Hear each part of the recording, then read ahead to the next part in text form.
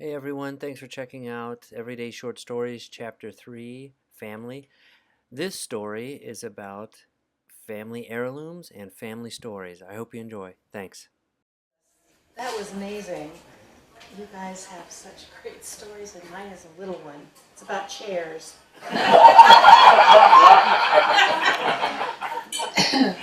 But before I tell you about my chairs, you have to know the characters, so I'm going to give you a tiny little bit of genealogy.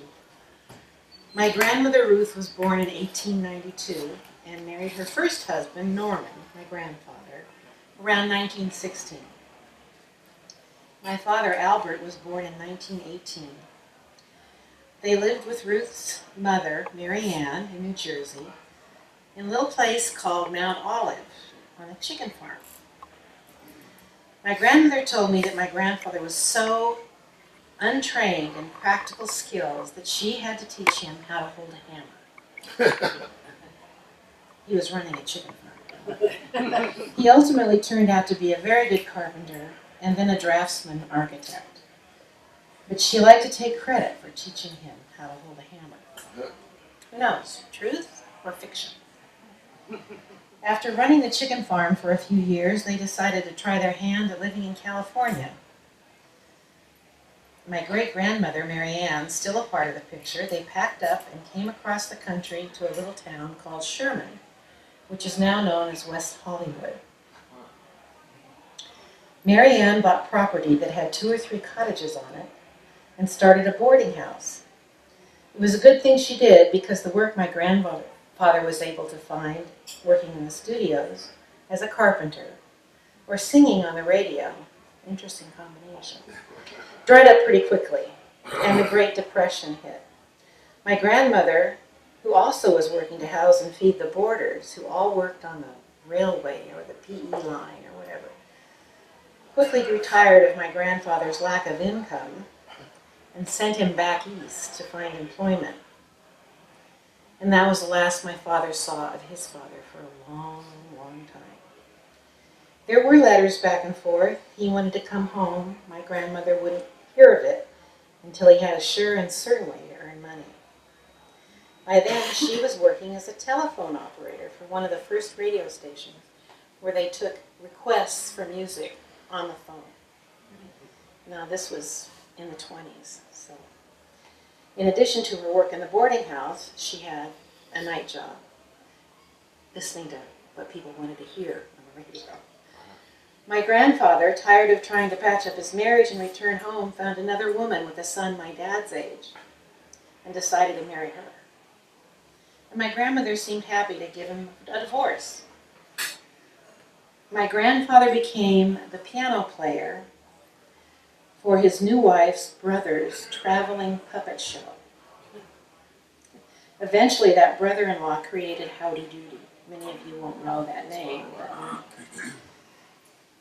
my mother was very popular out here in California. She was happy working, leaving the boarding house to her mother to run, and leaving my dad, Albert, in her care. She dated, according to stories, a lot. My dad married my mother, Lillian, in 1940. This is a lot of backstory to get to the chairs. But I was born in 1942. My great-grandmother died in 1945, and our little family moved to West Los Angeles. My grandmother stayed in West Hollywood, and during that time she began dating a man called Dr. Bennett. He kind of looked like a smaller version of Colonel Sanders, but without the facial hair. Or maybe, to me as a kid, I remember him looking a little bit like Hopalong Cassidy, but he didn't have a cowboy hat.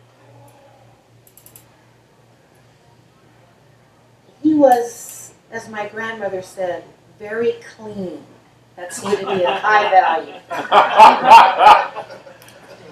She prided herself on her immaculate clothes, shoes, hats, and purses.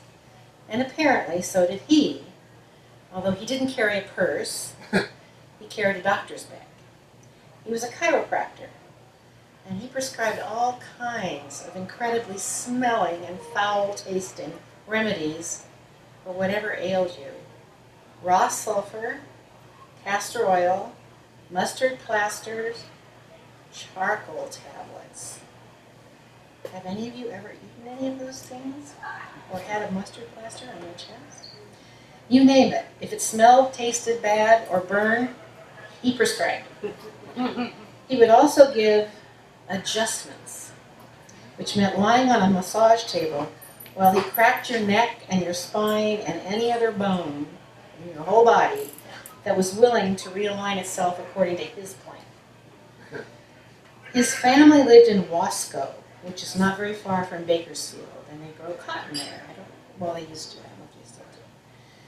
If you've ever been up the Highway 5, you drive right by Wasco. They visited there often.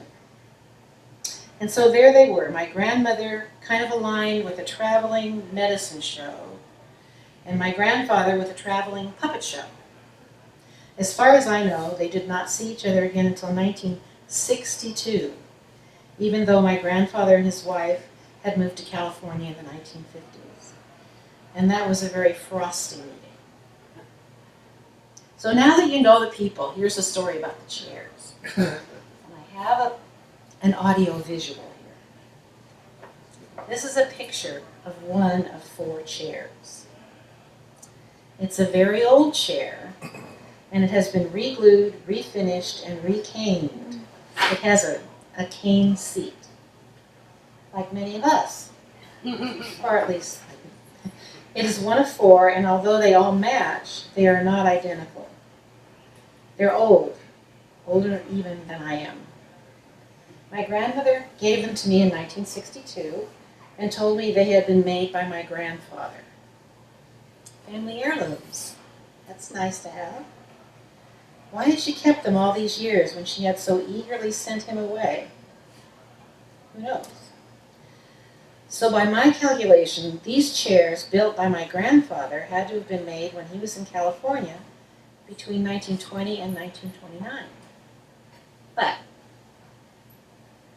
my father Albert and I were sharing a few drinks. Well, more than a few drinks. One night towards the end of his life, and we were reminiscing about this and that. And I had recently had those chairs recaned, which costs a lot of money. They had fallen almost apart in our garage, and when I told him how much it cost, he was horrified. He had recaned them himself on more than one occasion, and I had recaned them too, but he couldn't believe how much it cost to have it done by a professional, even though he knew how much work it took. But I told him I loved those chairs. They'd been part of the family for so long. They were heirlooms to me, having been made by my grandfather. He looked at me in disbelief and he said, "Your grandfather didn't make those chairs. Those chairs came from somebody in Wasco, some relative of Dr. Bennett. What made you think your grandfather made them?" Well, I said, "You told me that, and so did my grandmother." "Never. They're obviously handmade, but Virginia, not by your grandfather. Write your family stories down when you hear them. Get them notarized, double-checked, and certified. If you ever hope to get at family truth, or maybe family secrets, or all any of us have. I still love the chairs, and no matter their origin, they're family heirlooms."